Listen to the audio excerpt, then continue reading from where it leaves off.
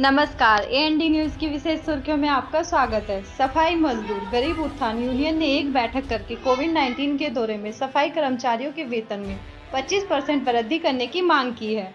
संगठन के प्रदेश अध्यक्ष रविंद्र प्रधान ने बरौला स्थित कार्यालय पर यह बैठक की है। बैठक में मौजूद पदाधिकारियों को जानकारी देते हुए उन्होंने कहा, नोएडा प्राधिकरण के उच्च अधिकारियों से इस मामले में वार्ता की जाएगी।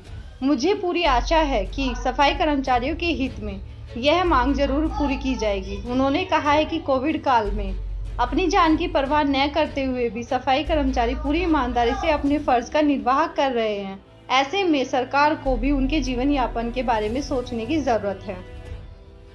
मैं आज इस कोरोना काल की महामारी में ये कहना चाहूँगा कि आज जो मेरे सफाई कर्मचारी भाई पूरे उत्तर प्रदेश, पूरे भारत में काम कर रहे हैं, पूरे नोएडा गौतम बुद्ध नगर में सफाई कर्मचारी भाई काम कर रहे हैं, बहुत ही सराहनीय कार्य कर रहे हैं और देश हित में, देश को बचाने के लिए अपनी जान को दांव पे लगाकर कार्य कर रहे हैं। उनके लिए मैं ये कहूँगा कि अपनी सुरक्षा स्वयं करें, किसी के भरोसे ना रह के अपनी सुरक्षा स्वयं करें, मास्क लगाएं, बार बार सैनिटाइजर करें, साबुन से अपने हाथ धोएं। ये सबसे पहले अपने आप को और अपने परिवार को बचाने का कार्य करें। दूसरा, जो आज नोएडा के अधिकारीगण बार बार सफाई कर्मचारियों के लिए जो भी चीज़ है सुविधा की, उनकी सुरक्षा की मुहैया करा रहे हैं। जैसे कि कल भी मेरी विजय रावल जी ने से बात हुई, कहीं कुछ कमी थी तो उन्होंने तत्काल उनको पूरा कराया। तो मैं विजय रावल जी का भी बहुत बहुत धन्यवाद करूंगा, क्योंकि वो भी सफाई कर्मचारियों का मनोबल बढ़ाने में बहुत बड़ा योगदान दे रहे हैं और कार्य कर रहे हैं। बाकी आज जो मेरा बाइट देने का उद्देश्य है वो कल की जैसे ईद है, और ईद के मौके पर मैं सभी अपने भारतवर्ष के मोमदन भाइयों से कहूँगा कि त्यौहार ज़रूर मनाएं, बहुत बढ़िया त्यौहार मनाएं, हंसी खुशी अपने घर पे त्यौहार मनाएं, पर अपने आप को सुरक्षित रख के त्यौहार मनाएं। इसके साथ ही आपकी और आपके अपने परिवार की सुरक्षा सब आपके हाथों में है।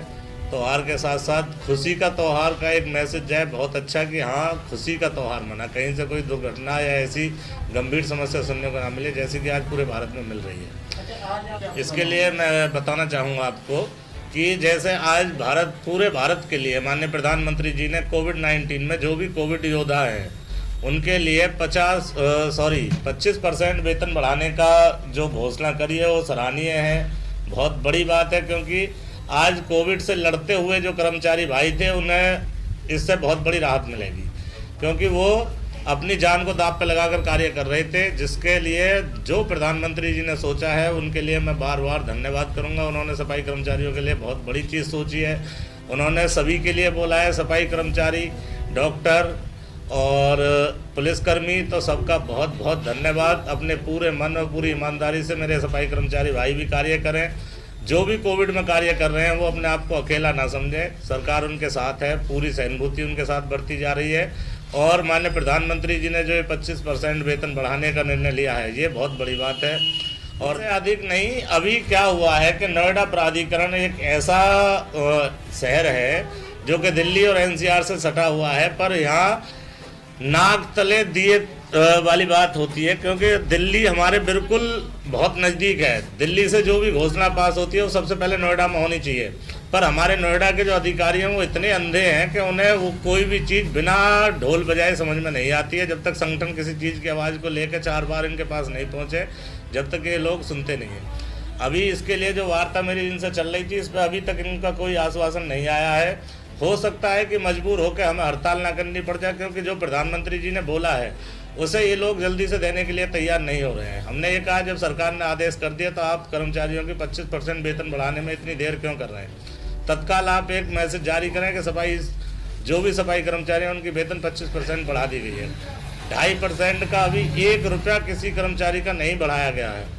तो मैं 2.5% के जो कर्मचारी हैं उनको भी आश्वस्त करना चाहता हूं कि आपकी वेतन में 25% की बढ़ोतरी सफाई मजदूर गरीब उत्थान यूनियन करा के मानेगा। अगर राजी से मानते हैं अधिकारी तो ठीक है, अन्यथा इसके लिए अगर नोएडा में हड़ताल करनी पड़ी तो हड़ताल भी करेंगे। इसके लिए मैं पूरे देश से हाथ जोड़ कर, जो भी एक जनहित के लिए मैसेज होगा मेरा ये, देखो आज जो भी वर्कर हैं जो मंथली बेसिस के कार्य कर रहे हैं उनकी तो एक ये है कि उन्हें महीना पे तनख्वाह मिलेगी, हो सकता है उनके बच्चों का परिवार का पेट पल जाए और चल जाए। पर इसके लिए जनहित में मेरी तरफ से ये जारी रहेगा कि कोई भी व्यक्ति अपने घर के अड़ोस पड़ोस के 10 घर चुन ले।